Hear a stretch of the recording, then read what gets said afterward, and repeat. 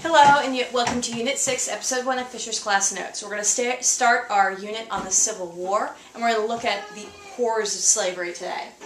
Our vocabulary today: states' rights, sectionalism, cotton gin, Missouri Compromise, Nat Turner, slave codes, Compromise of 1850, Kansas-Nebraska Act, John Brown, and abolitionism or abolitionists. By the end of this episode, you're going to understand two things. One, the Civil War was fought over slavery. The South wanted to keep it. Yes, it was about states' rights, but it was a states' right to continue to have slavery. Also, the divide between South and North was growing, so sectionalism was increasing over slavery, because it all comes down to slavery.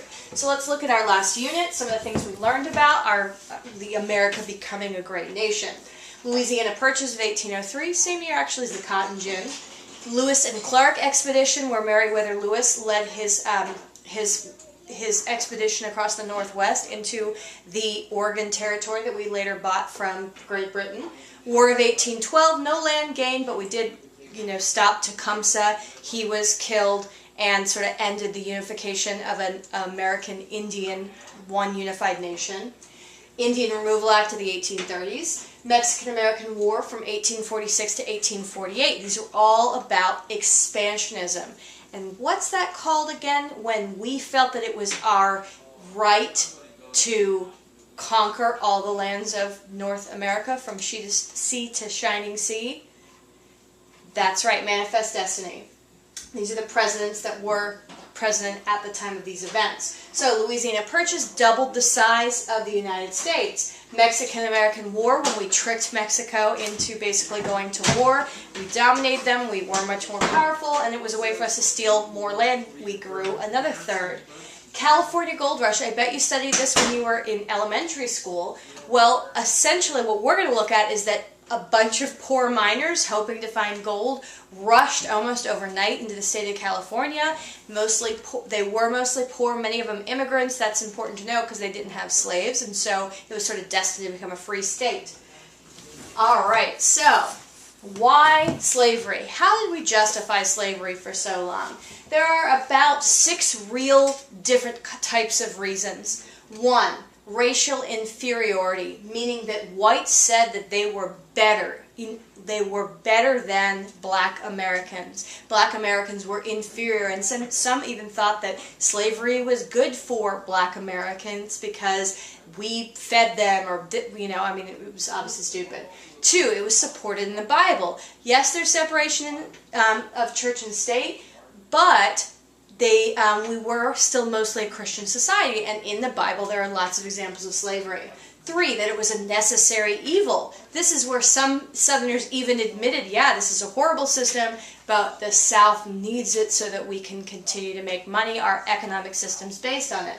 4, all great societies had slavery. They pointed to Egypt, the Greeks, the Romans. They said they wouldn't have been so great. They wouldn't, if there weren't slaves to do all the horrible work, the rest of the people couldn't build their beautiful buildings, their paintings, all the wonderful things that were created, the art. It came because of slavery.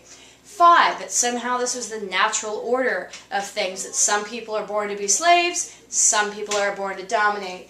And then 6, this is sort of the cold-hearted idea of it, is that enslaved people were property, and therefore we are protected by law to keep our property. This sort of went under states' rights, and that's why the federal government didn't feel like they could get involved in a state deciding that they had the right to have slavery, and so they couldn't take away somebody's property. But what did it really all come down to? It really was all about money. Truth is, it was money. That's why slavery was kept. I'm going to read this quote, and then I want you to pause the video and tell me what you think. Frances Ellen Watkins Harper, we're going to look at her a little bit later, but tell me what you think she means. If men had not found out a fearful alchemy by which this blood can be transformed into gold, instead of listening to the cry of agony, they listened to the ring of dollars. Stoop down and pick up the coin. Pause and tell me what you think she means. So essentially, Frances Ellen Walker Harper, this was actually written in 1857, essentially what she's trying to say is, because we figured out how to make money off these human beings, this horrible system based on oppression, based on terrorizing, based on intimidation. Because we are able to make so much money off of it, we can ignore the horrors of it. We cannot listen to the cry of agony and instead listen to all the money we're making. So King Cotton. Cotton was really where slavery really took off and started booming. Eli Whitney in 1803 invented the cotton gin. You guys have probably already looked at that. It was a machine that cleaned the seeds out of cotton 50 times faster than human hands. That meant that it became more profitable to grow cotton, and so they wanted to grow fields and fields of cotton, get hundreds of more slaves so that they could grow more and more cotton, make more and more money. So slavery grew because of the cotton gin. The South ended up selling most of the world's cotton. Most of the world, the whole world, got their cotton from the American South. So, the horrors of slavery. By 1860, the year before the Civil War, 4 million enslaved Americans were worth about billion dollars. $3.5 billion. That's a lot of money. Well, by today's standards, that's 75 billion. These human lives were worth, in property value, $75 billion. It was about the money. Slaves were worth more than all the products. The rest of the things that we produced as the United States, slaves were worth more than all of it combined. Enslaved children had about a 30% chance of being sold away from their parents. So close to a 1 in 3 chance that by the age of 10, you would be sold away from your parents. It was all about the money. So the question really becomes, would it spread west into all the new lands that we got because of Louisiana Purchase, Indian Removal Act, and Mexican-American War? Was it going to spread west? Growing sectionalism, I prefer to use the term regionalism, but they use sectionalism in your book. The distrust of people from other regions.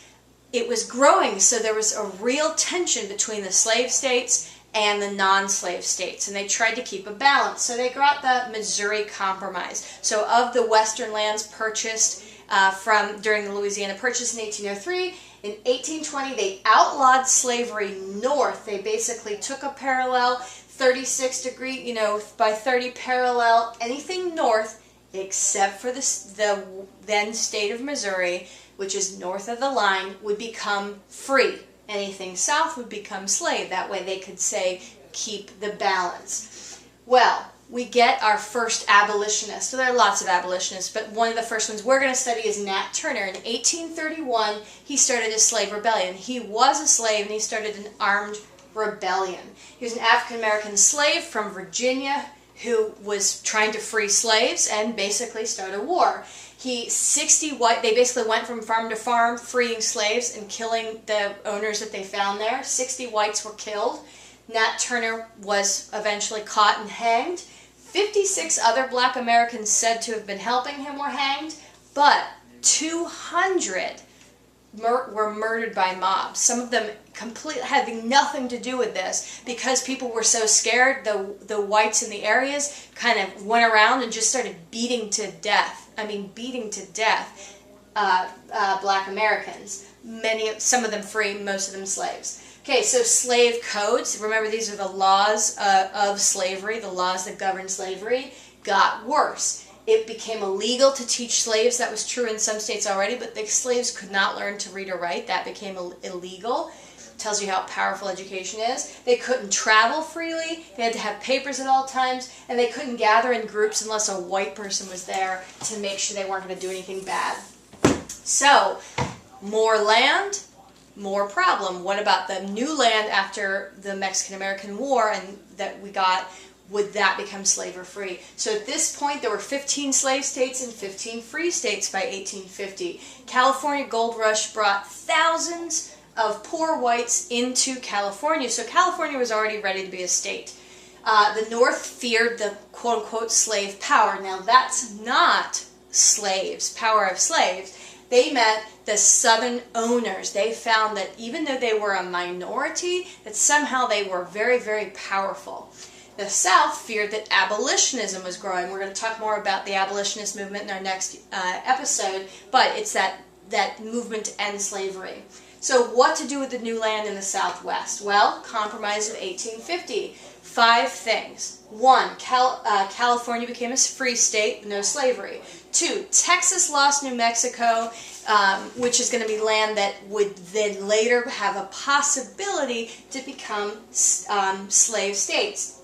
So, 3, New Mexico and Utah, even though Utah was north of the 3630 parallel, on slavery. That's called popular sovereignty, when the people living there vote to decide whether they want to be free or slave.